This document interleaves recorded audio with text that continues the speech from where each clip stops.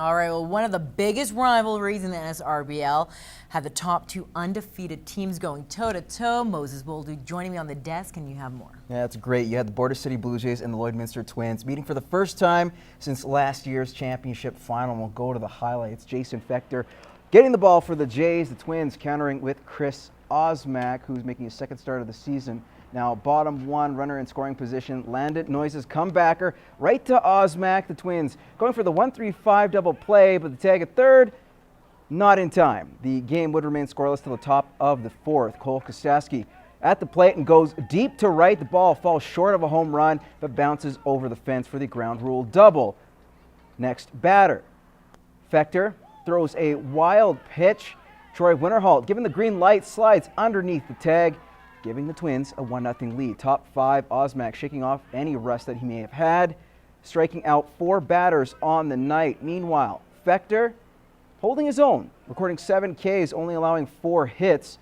7th inning, Twins put the final nail in the coffin, and a little deja vu for them, for the Jays, that is. Curtis Zur scores on a wild pitch. That is your game, 2-0 the final. Lloydminster Twins remain undefeated this season as they hand the Jays their first loss. Yeah, I felt great. I mean, right up to the 7th inning, wasn't feeling tired at all. I don't think we had an error tonight. It's a solid D. I mean, I did make a few mistakes, and luckily it stayed in the ballpark. And that was just key, make him hit what I had, and let my defense do the rest of the work. Well, you know, it was tough. The other guy threw well, and I mean, we just couldn't make good contact. We couldn't string together hits. I mean, we got 1 or 2 hits here and there, but there was no 2-3 hits in a row to get the runners across. The other Lloydminster team, the Midwest Expos, fall short in Wilkie, ending a 6-game win streak. 7-6 was the final. In other action, the Macklin Lakers defeat the Mervyn Flyers 7-2, and St. Walburg are still winless. They got shut out by North Battleford 2-0. Shifting our attention to lacrosse. Entering the year, the Wheatland Xtreme had an air of uncertainty with a new coach and a virtually new roster. The grade for their start is now in. The Xtreme are over the halfway mark or on the season, and it's a little topsy-turvy, but the young group are in good spirits. Sitting in the middle of the pack with a 5-5-1 record, head coach Graham Murray doles out his thoughts on where his team sits in the league. We're about a C, but we're a definite E for effort, so we're definitely putting in the effort. We're going to keep working hard, and we're going to get the calls, and we're going to start winning some more games. After a scattered schedule to start the campaign, the second half won't be kind. The Xtreme will now play 5 games in over a week against some stiff competition. Hopefully an opportunity to send a message to the top teams in the Northern Conference. They're against quality teams. We've got Vermilion, we've got the Rebels again from Fort Sask, we've got Cold Lake this weekend. So they're all against the top-notch teams, and we need to prove ourselves in the second half that we can play with those guys. And when playoffs come along, we should be able to knock them off and go deep into the playoffs.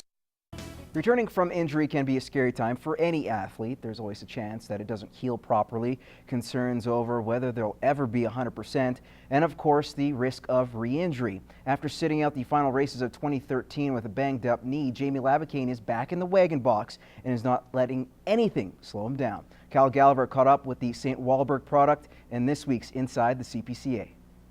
2013 was a season full of ups and downs for Jamie Labicane. The 27-year-old had the best finish of his career, but spent the latter half of the season as a spectator after a knee injury forced him out of action. I've sprained hands, stuff like that, but never to the extent where, you know, I was forced to sit out. So it was a little bit different, but, you know, I figured out that, yeah, I really do still want to drive wagon. Fast forward a few months, and the St. Walburg native is back on the track for his 8th season. He now wears a knee brace when he's driving, but says there aren't any lingering effects.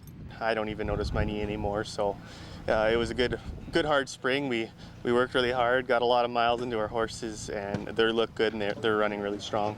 Running strong might be an understatement. Labicane has gotten off to one of the hottest starts in the CPCA, posting the fastest time on 2 of the 6 race days so far in 2014. Jamie Labicane holds Powder River Sails around the second corner. He's got a half wagon length lead. Good enough for 4th overall in the driver standings. Unreal. I didn't really expect that. I mean, you train hard all spring. you hope that your horses are running at the top of their ability when you get there, but you don't really know until you start running and matching up against other guys' horses. While he says he did learn a lot watching his own outfit run in the championship dash last summer, he's highly motivated to be the one behind the reins this August. I know that I got some strong outfits here, and it's really comfortable knowing that they're running that strong. So I'm just going to have to keep running clean, and I'll see myself climbing up in the standings. Kyle Gallagher, Newcap Sports.